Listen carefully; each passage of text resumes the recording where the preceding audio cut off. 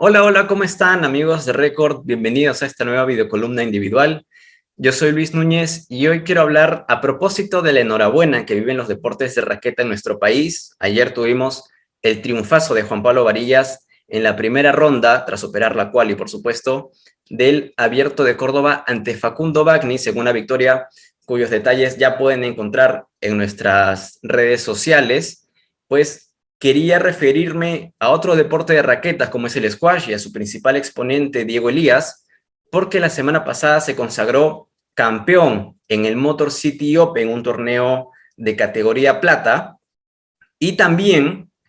se publicó el ranking de febrero de la Asociación Profesional de Squash, la PCA por sus siglas en inglés, así que quería hablar de esos dos temas, uno más extenso que el otro, por supuesto, y comenzando por el tema un poco más corto, que no requiere quizás mucho análisis, quería referirme a la publicación de este ranking, como digo, que en principio no esperaba muchos cambios,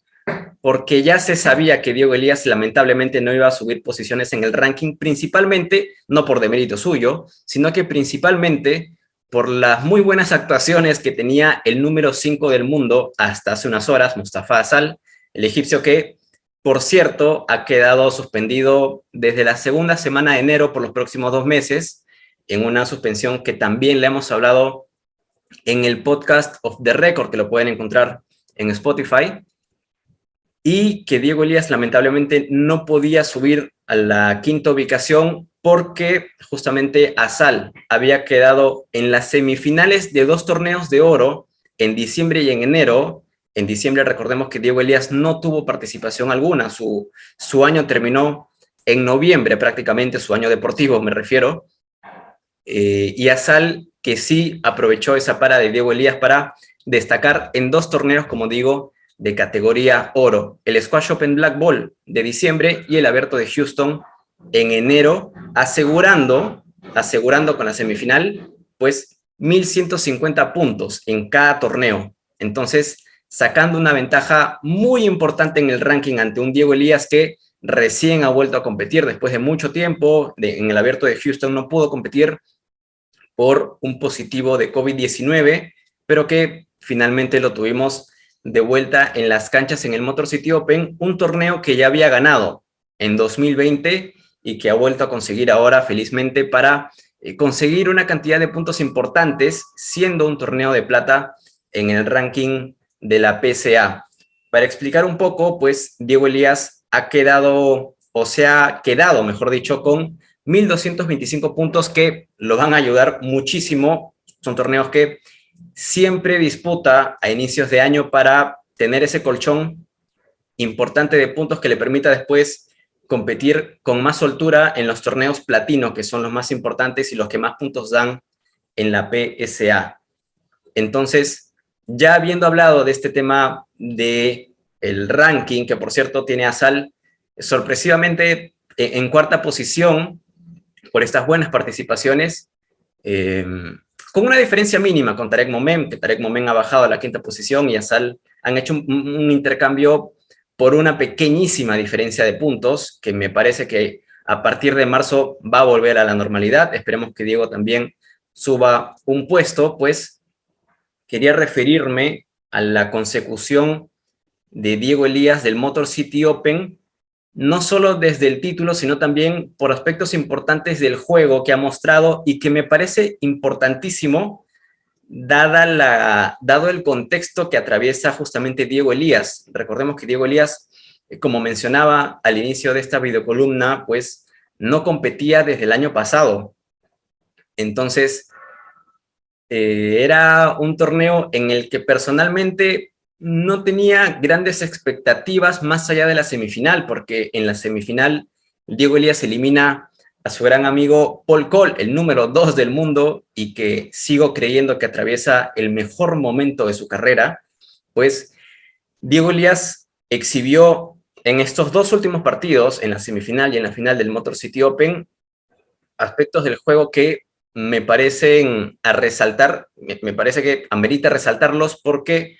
hablan de la madurez, hablan del desarrollo de un jugador que claramente aspira a ser como mínimo top 3 a mediano o largo plazo. Es decir, Diego Elías está comenzando a consolidar sin continuidad, porque no ha competido hace un buen tiempo, pero comienza a consolidar un juego ya más ofensivo, un juego de top 4, de top 3, domina la T, que es, digamos, la mitad de la cancha, donde se trazan las líneas del campo, y se siente mucho más cómodo con los rallies y acierta mucho más tiros ganadores. De hecho, un aspecto claro de esto, una muestra clara de esto es justamente el cuarto game con Paul en las semifinales, el cuarto game que termina remontando Diego Elías, se lo lleva 12-10 y accede a la final, pero en algún momento estaba abajo 6-7 y prácticamente en 2 cachetazos Diego lo remonta con 2 tiros ganadores, como digo, con un Paul Cole que no tuvo reacción alguna porque lo tomó muy de sorpresa, pero que no es casualidad, considerando, como digo, un juego ofensivo que ya había comenzado a mostrar Diego en el Qatar Classic del año pasado, un torneo que terminó siendo el primer campeonato platino que se queda en la carrera del peruano. Entonces, hay que hablar también de la final de Diego Elías contra Fares de Suki, que es un jugador que también había dado el batacazo en la semifinal, justamente contra Tarek Momen, ambos egipcios, un Fares de Suki que se encuentra en el puesto número 9 del mundo, lamentablemente porque en los últimos años no ha podido terminar de explotar todo el potencial que tiene grandes cualidades, con un físico que creo que le permitiría jugar rallies, con una elasticidad que le permitiría llegar a pelotas muy complicadas, pero que las lesiones musculares, las lesiones en la zona lumbar, no le han dado la continuidad que requería para explotar su potencial. Como digo, Fares de Suki, que aún es joven, aún tiene mucho que dar, pero que también es cierto que no competía desde septiembre, desde agosto, y que aún así exige mucho a Diego Elías. De hecho, es la segunda vez en la carrera de Diego, el historial está 5-3, pero es la segunda vez que Diego ha podido ganarle en sets corridos, en games corridos. Entonces, habla de un rival que siempre te exige muchísimo, que siempre exige tu 100% dentro del campo, y Diego Elías me parece que se mostró muy solvente en la final, sin estar al 100%, porque quiero explicarme bien en esto. Es cierto, Diego Elías está muy bien físicamente porque no está con lesiones, ya la superó, pero el mejor tono físico de Diego Elías va a llegar con el paso de los torneos, con el paso de, o mejor dicho, lo va a encontrar con una continuidad que esperemos que gane, porque un jugador así no puede estar tanto tiempo fuera de las canchas. Entonces, Diego, de hecho, es uno de los jugadores del pelotón, en este ranking, del pelotón principal del ranking de la PSA, que menos torneos tiene en el último año, que se contabilizan justamente para hacer la suma de puntos y también el promedio de puntos para determinar las posiciones en el ranking. Va a haber un torneo, el primer torneo platino del año, que es el Windy City Open, que esperemos tenga la participación de Diego Elías para sumar un torneo más y también alcanzar, ¿por qué no?, ese puesto 5 para el ranking de marzo, porque recordemos, como digo, Mostafa Asal está suspendido para este torneo, no va a llegar definitivamente a este torneo. De hecho, otro de los jugadores que no tiene tantos torneos, pues es Mohamed El Shorbagy, que es cierto, va a jugar,